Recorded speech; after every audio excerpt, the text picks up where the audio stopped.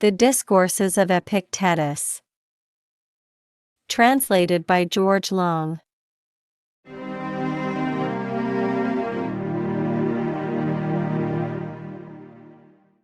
Book 4. Chapter 12. On Attention.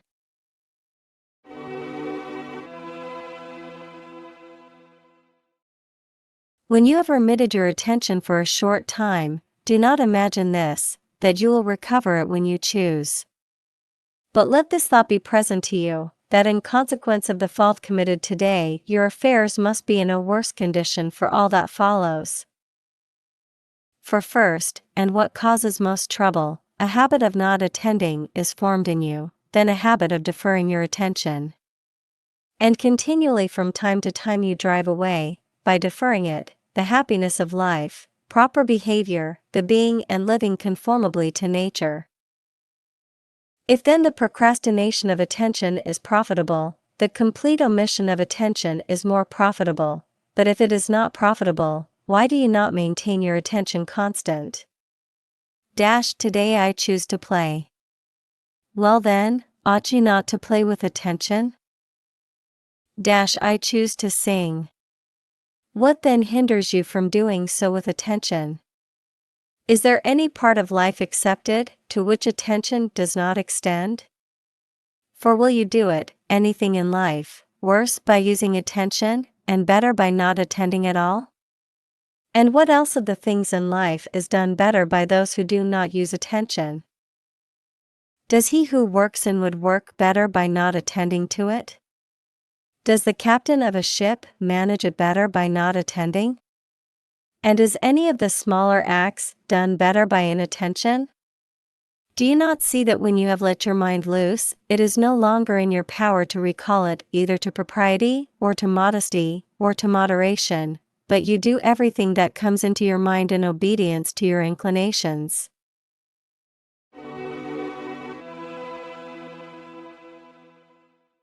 To what things then ought I to attend? First to those general principles, and to have them in readiness, and without them not to sleep, not to rise, not to drink, not to eat, not to converse, associate with men, that no man is master of another man's will, but that in the will alone is the good and the bad. No man then has the power either to procure for me any good or to involve me in any evil, but I alone myself over myself have power in these things. When then these things are secured to me, why need I be disturbed about external things? What tyrant is formidable, what disease, what poverty, what offense, from any man? Well, I have not pleased a certain person. Is he then, the pleasing of him, my work, my judgment? No. Why then should I trouble myself about him? But he is supposed to be someone of importance. He will look to that himself, and those who think so will also. But I have one whom I ought to please, to whom I ought to subject myself, whom I ought to obey, God and those who are next to him. He has placed me with myself, and has put my will in obedience to myself alone, and has given me rules for the right use of it, and when I follow these rules in syllogisms, I do not care for any man who says anything else, different in sophistical argument, I care for no man. Why then in greater matters do those annoy me who blame me? What is the cause of this perturbation? Nothing else than because in this matter, topic, I am not disciplined. For all knowledge, science, despises ignorance and the ignorant, and not only the sciences, but even the arts. Produce any shoemaker that you please, and he ridicules the many in respect to his own work, business. Produce any carpenter.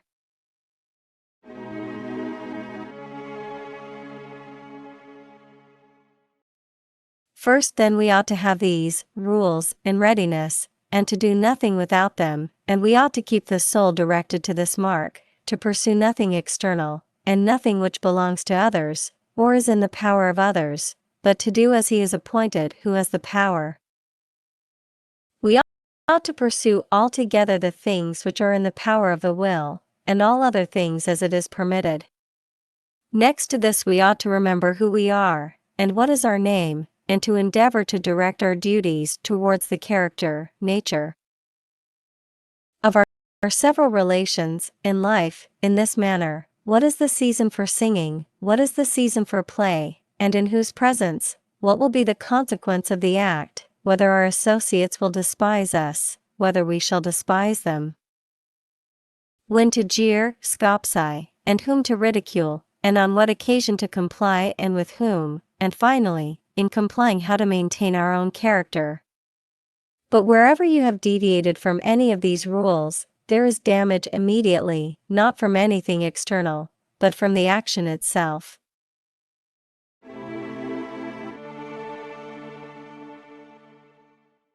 What then?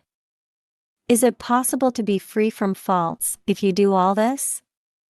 It is not possible, but this is possible: to direct your efforts incessantly to being faultless. For we must be content if by never remitting this attention we shall escape at least a few errors. But now when you have said, "Tomorrow I will begin to attend," you must be told that you are saying this: "Today I will be shameless, disregardful of time and place, mean, it will be in the power of others to give me pain, today I will be passionate and envious." See how many evil things you are permitting yourself to do. If it is good to use attention tomorrow, how much better is it to do so today? If tomorrow it is in your interest to attend, much more is it today that you may be able to do so tomorrow also, and may not defer it again to the third day.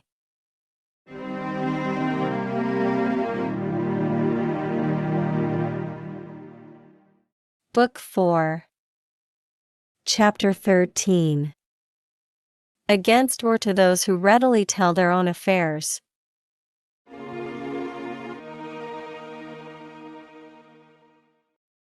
When a man is seen to us to have talked with simplicity, candor, about his own affairs, how is it that at last we are ourselves also induced to discover to him our own secrets, and we think this to be candid behavior? In the first place, because it seems unfair for a man to have listened to the affairs of his neighbor, and not to communicate to him also in turn our own affairs. Next, because we think that we shall not present to them the appearance of candid men when we are silent about our own affairs. Indeed, men are often accustomed to say, "I have told you all my affairs, will you tell me nothing of your own?" Where is this done? Besides, we have also this opinion that we can safely trust him who has already told us his own affairs, for the notion rises in our mind that this man could never divulge our affairs because he would be cautious that we also should not divulge his. In this way also the incautious are caught by the soldiers at Rome. A soldier sits by you in a common dress and begins to speak ill of Caesar, then you, as if you had received a pledge of his fidelity by his having begun the abuse, utter yourself also what you think, and then you are carried off in chains.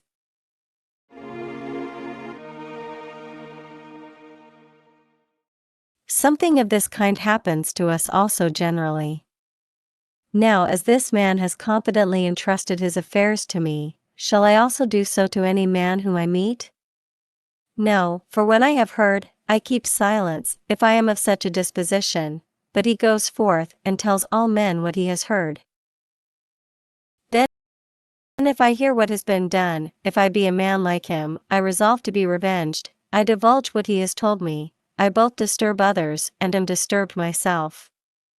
But if I remember that one man does not injure another, and that every man's acts injure and profit him, I secure this, that I do not anything like him, but still I suffer what I do suffer through my own silly talk.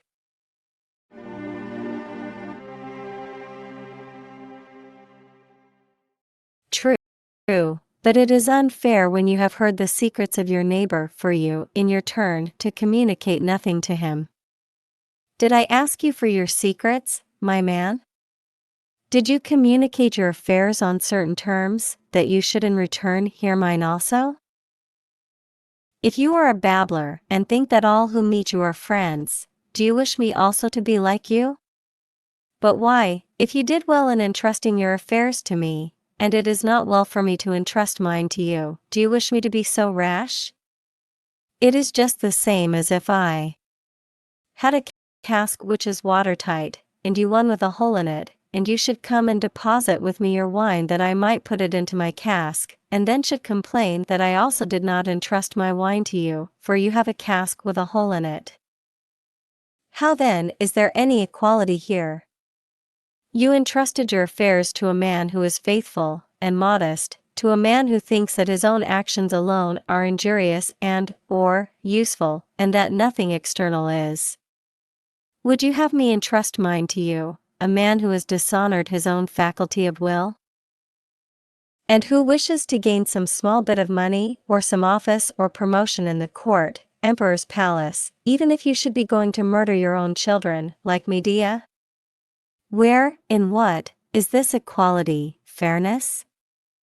But show yourself to me to be faithful, modest, and steady. Show me that you have friendly opinions, show that your cask has no hole in it, and you will see how I shall not wait for you to trust me with your affairs, but I myself shall come to you and ask you to hear mine.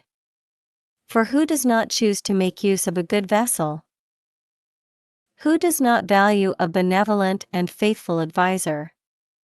Who will not willingly receive a man who is ready to bear a share, as we may say, of the difficulty of his circumstances, and by this very act to ease the burden, by taking a part of it?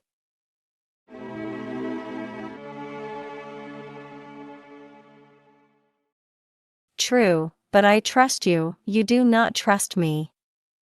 In the first place, not even do you trust me, but you are a babbler, and for this reason you cannot hold anything, for indeed, if it is true that you trust me, trust your affairs to me only. But now, whenever you see a man at leisure, you seat yourself by him and say, "Brother, I have no friend more benevolent than you nor dearer, I request you to listen to my affairs."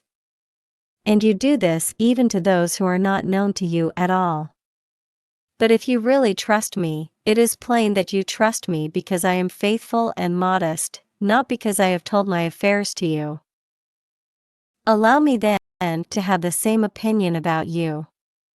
Show me that if one man tells his affairs to another, he who tells them is faithful and modest.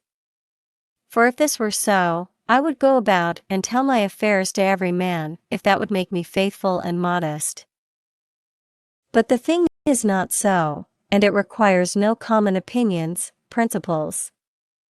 If then you see a man who is busy about things not dependent on his will and subjecting his will to them, you must know that this man has 10,000 persons to compel and hinder him. He has no need of pitch or the wheel to compel him to declare what he knows, but a little girl's nod, if it should so happen, will move him, the blandishment of one who belongs to Caesar's court, desire of a magistracy or of an inheritance, and things without end of that sort. You must remember then among general principles that secret discourses about secret matters, require fidelity and corresponding opinions. But where can we now find these easily? Or if you cannot answer that question, let someone point out to me a man who can say, "I care only about the things which are my own, the things which are not subject to hindrance, the things which are by nature free." This I hold to be the nature of the good, but let all other things be as they are allowed, I do not concern myself.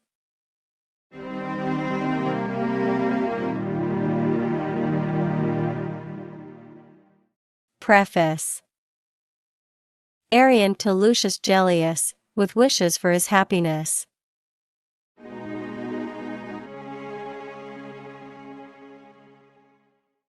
I neither wrote these discourses of Epictetus in the way in which a man might write such things, nor did I make them public myself, inasmuch as I declare that I did not even write them. But whatever I heard him say, the same I attempted to write down in his own words as nearly as possible, for the purpose of preserving them as memorials to myself afterwards of the thoughts and the freedom of speech of Epictetus. Accordingly, the discourses are naturally such as a man would address without preparation to another, not such as a man would write with the view of others reading them. Now, being such, I do not know how they fell into the hands of the public, without either my consent or my knowledge. But it concerns me little if I shall be considered incompetent to write, and it concerns Epictetus not at all if any man shall despise his words, for at the time when he uttered them, it was plain that he had no other purpose than to move the minds of his hearers to the best things. If, indeed, these discourses should produce this effect, they will have, I think, the result which the words of philosophers ought to have. But if they shall not, let those who read them know that, when Epictetus delivered them, the hearer could not avoid being affected in the way that Epictetus wished him to be. But if the discourses themselves, as they are written, do not affect this result, it may be that the fault is mine, or, it may be, that the thing is unavoidable.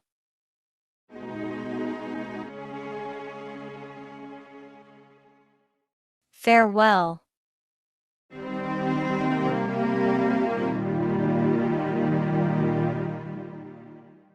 Introduction.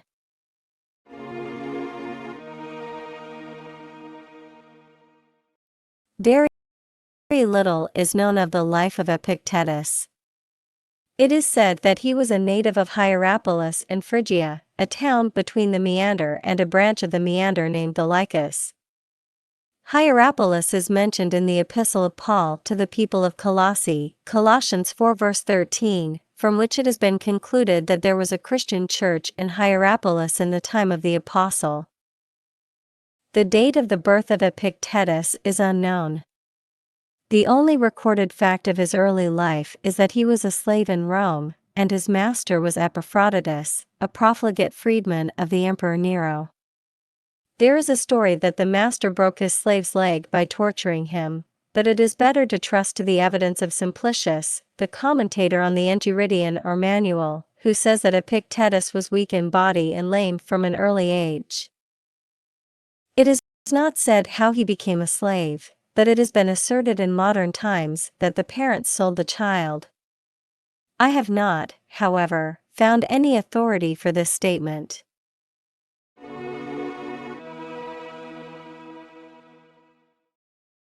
It may be supposed that the young slave showed intelligence, for his master sent or permitted him to attend the lectures of Gaius Musonius Rufus, an eminent Stoic philosopher. It may seem strange that such a master should have wished to have his slave made into a philosopher, but Jean-Jacques Gamier, the author of a memoir sur les ouvrages d'Épictète, explains this matter very well in a communication to Johann Schweighöser. Gamier says, Epictetus, born at Hierapolis, of Phrygia of poor parents, was indebted apparently for the advantages of a good education to the whim, which was common at the end of the Republic and under the first emperors, among the great of Rome to reckon among their numerous slaves grammarians, poets, rhetoricians, and philosophers, in the same way as rich financiers in these later ages have been led to form at a great cost rich and numerous libraries.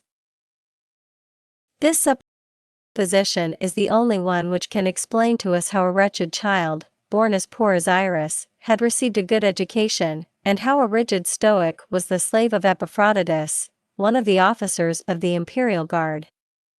For we cannot suspect that it was through predilection for the Stoic doctrine and for his own use, that the confidant and the minister of the debaucheries of Nero would have desired to possess such a slave.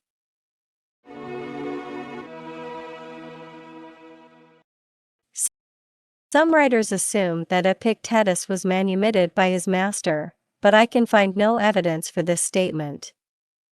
Epictetus accompanied Nero when he fled from Rome before his enemies, and he aided the miserable tyrant in killing himself. Domitian, Suetonius, Domitian 14, afterwards put Epictetus to death for this service to Nero. We may conclude that Epictetus in some way obtained his freedom, and that he began to teach at Rome, but after the expulsion of the philosophers from Rome by Domitian, 89 AD, he retired to Nicopolis in Epirus, a city built by Augustus to commemorate the victory at Actium.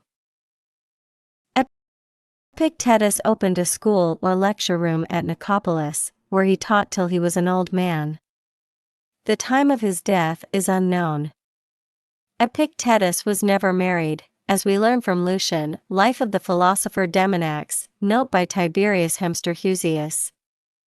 When Epictetus was finding fault with Demonax and advising him to take a wife and beget children, for this also, as Epictetus said, was a philosopher's duty, to leave in place of himself another in the universe, Demonax refuted the doctrine by answering, "Give me then, Epictetus, one of your own daughters."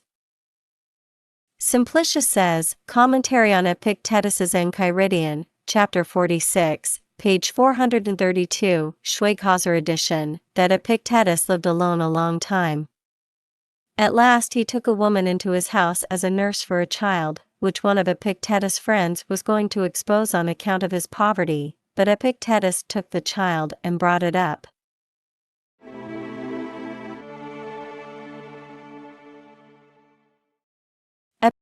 Epictetus wrote nothing, and all that we have under his name was written by an affectionate pupil, Arrian, afterwards the historian of Alexander the Great, who, as he tells us, took down in writing the philosopher's Discourses, the epistle of Arrian to Lucius Gellius. These discourses formed 8 books, but only 4 are extant under the title of Epictetodiatribae. Simplicius in his commentary on the Enchiridion or Manual, states that this work also was put together by Arrian, who selected from the discourses of Epictetus what he considered to be most useful and most necessary, and most adapted to move men's minds. Simplicius also says that the contents of the Enchiridion are found nearly all together and in the same words in various parts of the discourses. Arrian also wrote a work on the life and death of Epictetus.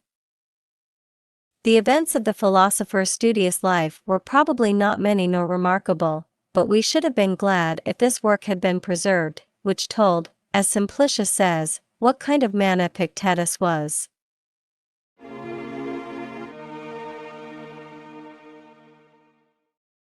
Photius, Bibliotheca 58, mentions among Arrian's works conversations with Epictetus, Homiliae Epictetu in 12 books. Upton thinks that this work is only another name for the discourses, and that Photius has made the mistake of taking the conversations to be a different work from the discourses. Yet Photius has enumerated 8 books of the discourses and 12 books of the conversations. Schweighauser observes that Photius had not seen these works of Arrian on Epictetus, for so he concludes from the brief notice of these works by Photius. The fact is that Photius does not say that he had read these books, as he generally does when he is speaking of the books, which he enumerates in his Bibliotheca. The conclusion is that we are not certain that there was a work of Arrian, entitled The Conversations of Epictetus.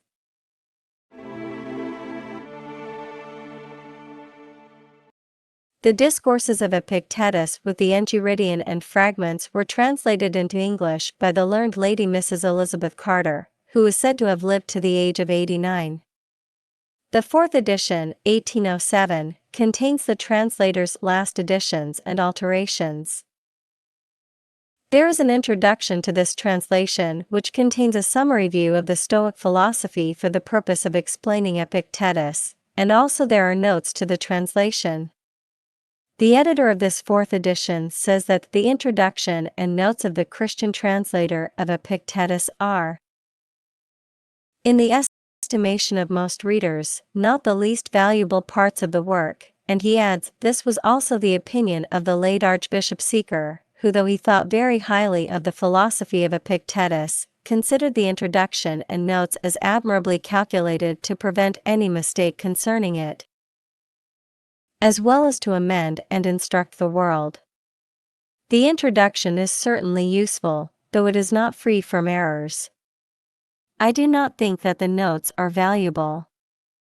I have used some of them without any remarks, and I have used others and made some remarks on them where I thought that Mrs. Carter was mistaken in her opinion of the original text, or on other matters.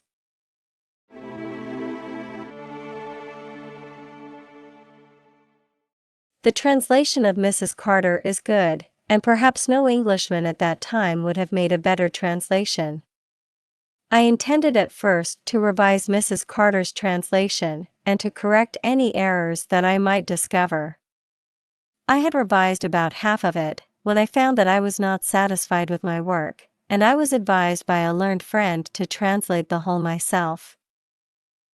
This was rather a great undertaking for an old man, who is now past 76. I have, however, done the work with great care, and as well as I could. I have always compared my translation with the Latin version and with Mrs. Carter's, and I think that this is the best way of avoiding errors such as any translator may make.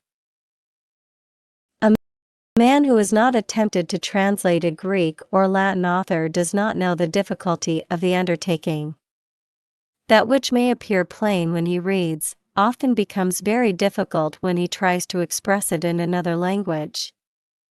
It is true that Epictetus is generally intelligible, but the style or manner of the author, or we may say of Arian, who attempted to produce what he heard, is sometimes made obscure by the continual use of questions and answers to them, and for other reasons.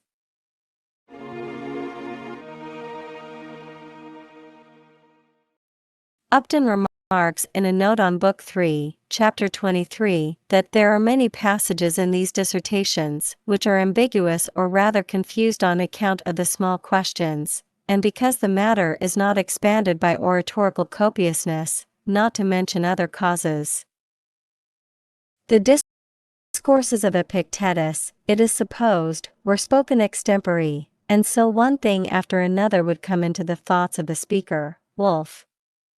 Schweighauser also observes in a note, Volume 2, page 336 of his edition, that the connection of the discourse is sometimes obscure through the omission of some words which are necessary to indicate the connection of the thoughts.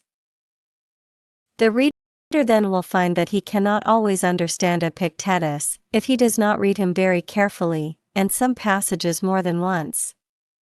He must also think and reflect, or he will miss the meaning. I do not say that the book is worth all this trouble. Every man must judge for himself. But I should not have translated the book, if I had not thought it worth study, and I think that all books of this kind require careful reading, if they are worth reading at all.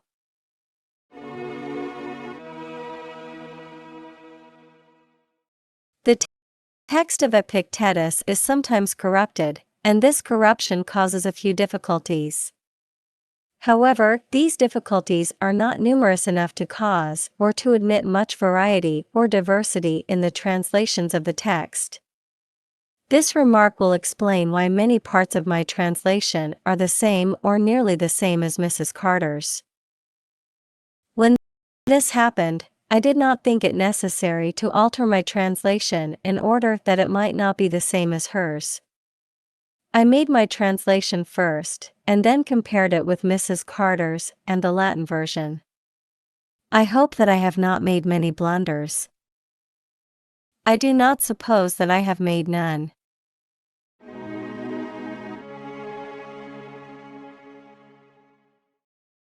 The last and best edition of the Discourses, the Enchiridion and the Fragments, is by Johann Schweighauser in 6 volumes octavo. This edition contains the commentary of Simplicius on the Enchiridion, and 2 volumes of useful notes on the Discourses. These notes are selected from those of Wolf, Upton, and a few from other commentators, but a large part are by Schweighauser himself, who was an excellent scholar and a very sensible man. I have read all these notes, and I have used them. Many of the notes to the translation are my own.